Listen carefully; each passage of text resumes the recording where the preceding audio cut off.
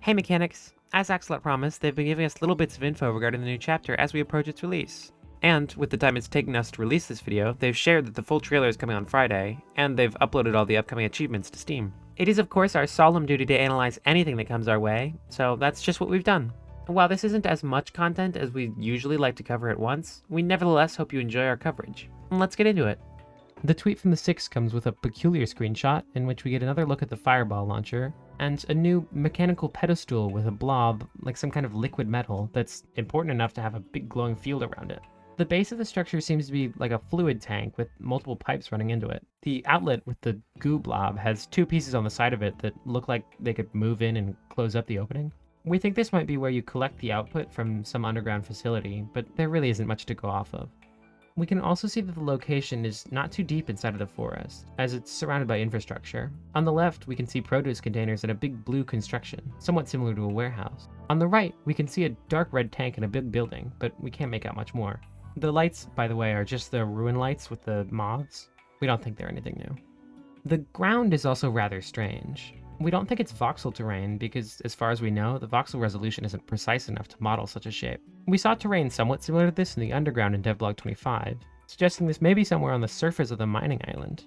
Additionally, the area is forested exclusively by the huge asset trees, which is super odd.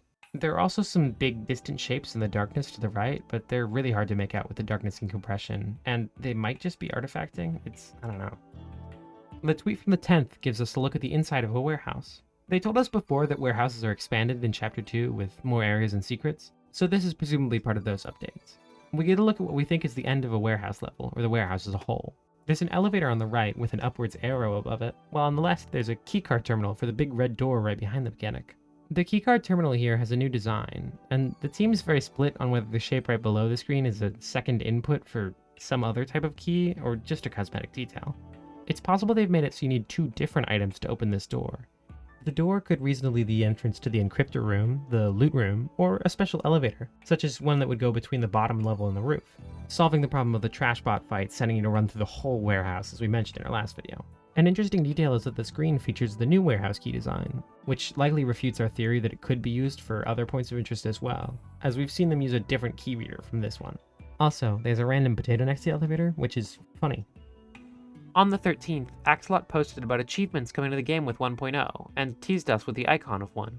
On July 15th, however, we get all our work done for us when Axolot published all 34 achievements to Steam, including this one, which allowed us to see the actual meaning of the icon. From now on, we're going to be discussing spoilers for the upcoming achievements, so please skip to the timestamp on screen if you'd like to avoid them, though they aren't all that major. The achievements are split into 4 categories: red, blue, yellow, and green. Red seems to mean killing enemies and animals, anything blue is related to creations, yellow achievements are completionist ones, and green seems to relate to quests and exploration, though this is all just our interpretation. The teased achievement, it turns out, is called Surviving the Impossible, with the description being Survive the Seeker Bot. We can say with reasonable confidence that this is referring to the balloon bot. The name Seeker Bot is quite fitting for a bot that uses a scanner laser, and the pods on the side could be rocket launchers, and we don't know of any other bot that this could really make sense to be. The Up and Running achievement requires us to activate all the stations in the mining hub, which is presumably the main area in the underground. We've already seen concept art of the underground stations, with mechanics carrying big batteries to charging stations and depositing them where they're needed, likely playing a part in activating the stations. The Bank Mechanic achievement is awarded when you reach a vault level of X, with the achievement progress bar counting up to 100,000. Our working theory, though not our only one, is that the vault is some part of the underground progression. As we have no clue what all the crystal ores we've seen are or what they're used for, and the achievement icon shows a big diamond, we suspect that you put crystal resources into the vault, and you need to put in a certain amount to reach this or that goal, with the value eventually ticking up to X when you fill it up to a preposterous amount. Another theory that we had is that the vault gives a reward after completing some sort of activity, like defeating a wave of bots, and every completion increases the rank, with X being the highest. The new best friend achievement is given when you rescue the Baby Walk NPC shown in Devlog 22. Friendly Revival also relates to the Baby Walk, and is awarded when you get revived by it. This tells us you can probably keep the Baby Walk as a pet after rescuing it, and it'll try to help you when provided with certain resources, such as using a revival baguette to help the mechanic. We also suspect that the pink heart garment boxes teased previously may be outfits for the Baby Walk.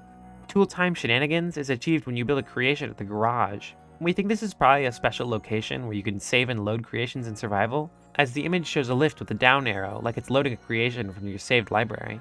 We aren't sure how items will be handled with loading creations in survival, as creations can easily use more pieces than can fit in the inventory, but we're sure Axolot has worked something out.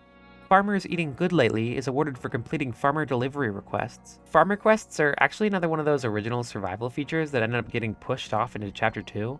A leak in the initial release of Survival was the Quests folder, with a set of quests offered at the farmer hideout. These quests were to consist of the player collecting a set of items, giving it to the trader, and getting some sort of reward, kinda like the current trading system. This just tells us that the quests have returned. It's possible they replaced trades, or they're just a new system. We don't really know.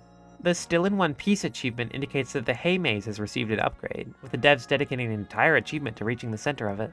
Currently, this achievement would be far too easy to complete, as you can just climb on top of the hay walls and trot to the center. It's likely the mechanic will have to fight their way through, as the name suggests you might get hurt on the way. The other NPC that was teased alongside the baby walk in Devlog 22 has now been revealed to be Hubert, who lost half his mustache and tasked the mechanic with finding it. There's not much new in this one, we just wanted to mention that he's called Hubert, which is funny. The Builder Quest system is something we've known about for a while. The Helpful Builder achievement is granted when all Builder quests are completed. While this achievement isn't all that significant on its own, it actually came with a list of all the build quests in the game. The tutorial car is one of them, indicating that they may not exclusively be on structures like the build platform we saw when they were first shown off. The list of build quests includes things like Corn Heart, Bee Suit, and Baguette, which raise questions about what the system will really look like.